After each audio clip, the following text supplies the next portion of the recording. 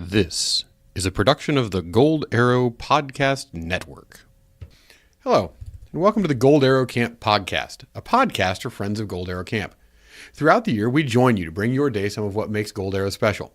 Our goal is to help you have fun, make friends, and grow throughout the year, not just when you're at GAC. Since we can't get together in real life, we gather here around the virtual campfire. We have some of your favorite parts of morning assembly, like wows and joke of the day.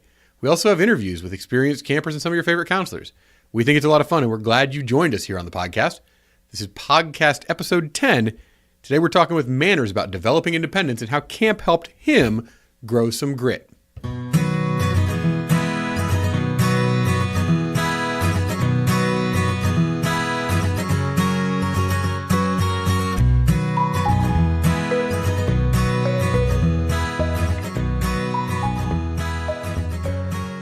Listen, we know that it can be scary to send children out into the world, but we also know that the experience that they have at camp prepares them for that world. They get to meet people from different backgrounds and cultures. They experience nature in a new and profound way. And by intentionally giving them opportunities to do things they would not get to do at home, we give them a chance to showcase their independence. And that means when they go out into the world, they are more independent and they are more prepared for it. And now we reach that point in the program where we read some wows. Wows are, of course, shout-outs, little notes that say thank you or job well done. We have 1, 2, 3 that were contributed to the WOW inbox. As always, you can email us wow@goldarrowcamp.com, and we'll read those here on the podcast. Wow to Punky. Thanks for helping me get through everything this summer, from Jill. Wow to Bambino. Wow for introducing us to all to the Energy Bus. Ooh, big deal, the Energy Bus from Sunshine. And finally, wow to Bean for being just about the best program director on the planet. And that's from me, because I think Bean's pretty great. Oh, welcome to the podcast, Manners. Hello, thank you for having me, Si. So glad you could be here all the way from cold and dark England. Yeah, thank you for flying me out. Hey, it's the least we could do for a 10-minute interview on a podcast.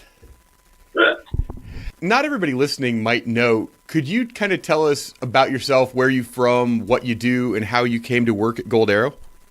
Yeah, I'm Manners. I live in Nottingham in England. I'm a student studying for my Masters in Maths at the moment. Ooh. And around 2 years ago, around this time of the year, 2 years ago, I went to a camp fair, met Cappy at this camp fair, and she told me about Gold Arrow and told me about where it was and what they did, and it just sounded incredible. So I hopped on a plane, came over, and yeah, I've been there for the last 2 summers now. It's been great. I just wondered if you found the weather nicer in California or in England. Oh, so much nicer in California. It is below freezing right now here. Oh. It's very cool. I have my big coat and everything. And you're just dreaming about California summer, I can tell. This time around, we're talking about developing independence. At camp, you've generally worked with some of our youngest campers. How do you help them develop their independence at camp? I like at camp, there's so much more you do at camp compared to when you're at home. You have to, when we wake up first thing, you've got to get out of bed, you've got to get some clothes on so we can go and get some breakfast.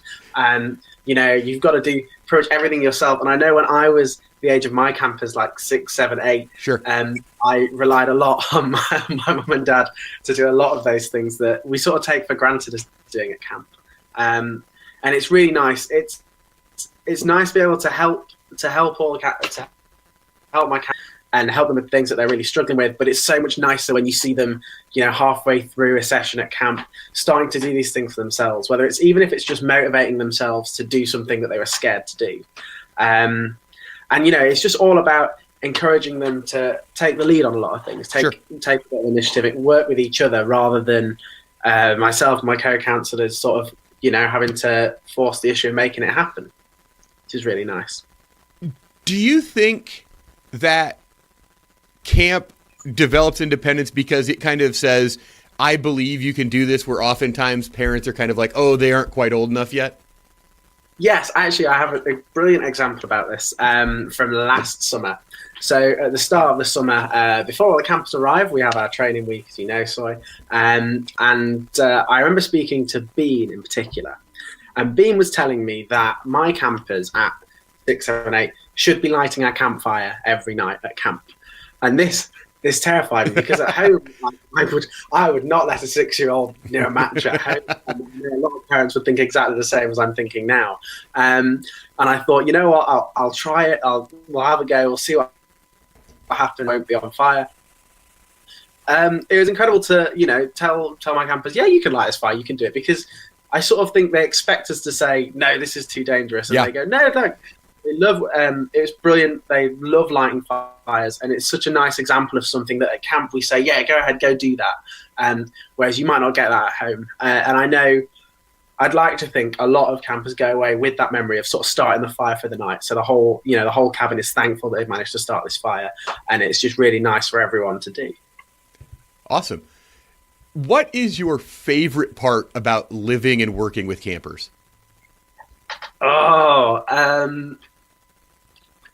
My favorite part is I think my favorite part is, when I'm at home, especially this time of year when it's a little bit colder and it's a little bit darker in the mornings, waking up is a bit of I have to get out of bed, I have to go do this. At camp, it's just not at all like that. You can wake up, you've got, myself, a lot of our campers, we all sleep outside on the deck quite a few nights, and we wake up, the sun's shining, you can hear the birds, you can hear the horses, and it's just, we all start singing. We sing in the morning, we like to run around, we like to dance, and then we like to be goofy, and it's just, I think that's my favourite part, is the mornings go from having to get up to go and do something to, oh my gosh, it's morning already, we get to go and do everything now straight away, and it's such an attitude to have in the morning. So what you're saying is, when you're back at university, not so much just hopping out of bed singing in the morning?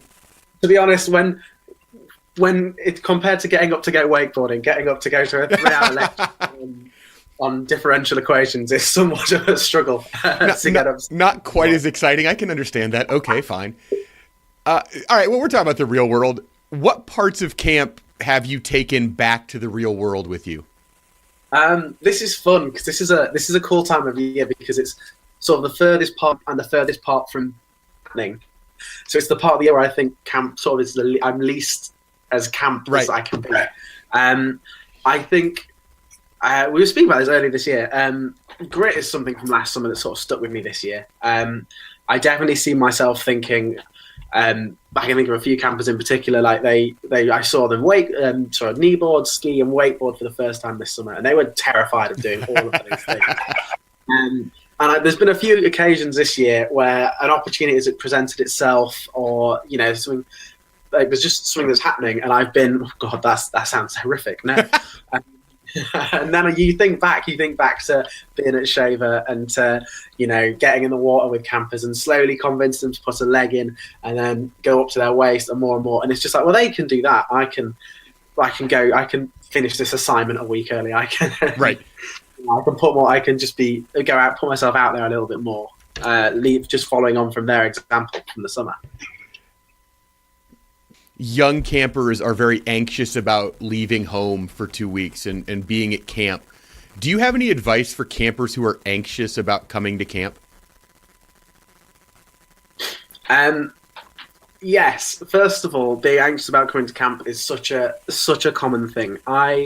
My first ever time at camp was 2 years ago in 2015 now. Yes. Trying to remember years. In 2015, and I was terrified to live in a forest for 3 months. That scared me to death. And I arrived and I met loads of people, and it was sort of one of those where it was never as bad as I thought it was going to be when I arrived. It was, it was a forest, but you're surrounded by so many people who are all so happy to be there, and you realise how lucky you are to be up there, which is nice.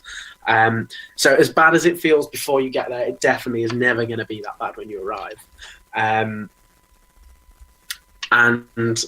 it's going somewhere. One of the things that I know causes a lot of anxiety is if you are going to camp without friends from school or without older brothers and sisters, and you're going out there for your first time sort of on your own.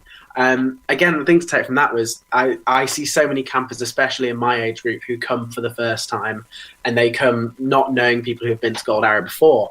And there's so many people in that boat. You always have to think that you're going to find a friend in that. You're going to find people in the same situation. And camp's not like the real world. Your cabin or just your friend, you have the best time with them. Your counselors want to be your friends so much. We're so desperate to be your friend when you arrive, and you know you're going to find so many.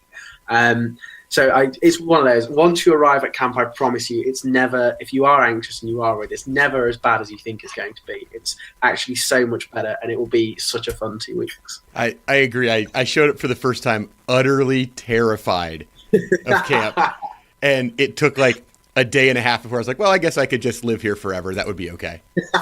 This would be fine. All right, Manners, let's wrap it up. Some speed round questions. What is your favorite Repeat After Me song? It is Princess Pat. I love the Princess Pat. Favorite item on the salad bar? The banana peppers that were there for like 2 weeks and then they disappeared. They were really good. I've mentioned this before as well. Those banana peppers were amazing and then they just disappeared.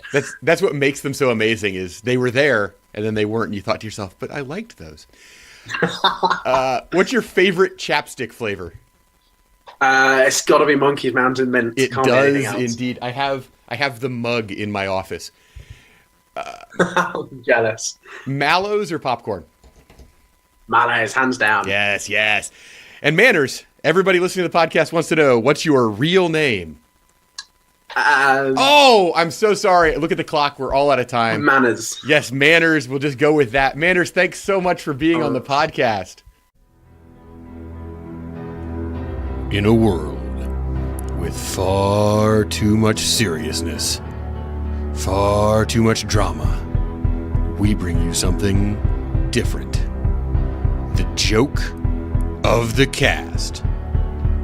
It's been raining a lot here in Central California recently, which is great. That means it's been snowing on the mountains, which means we're going to have a nice full lake this summer. But all those storms have got me thinking. And the basic question I've been asking myself is, do you know what clouds wear underneath their shorts? Thunder pants. And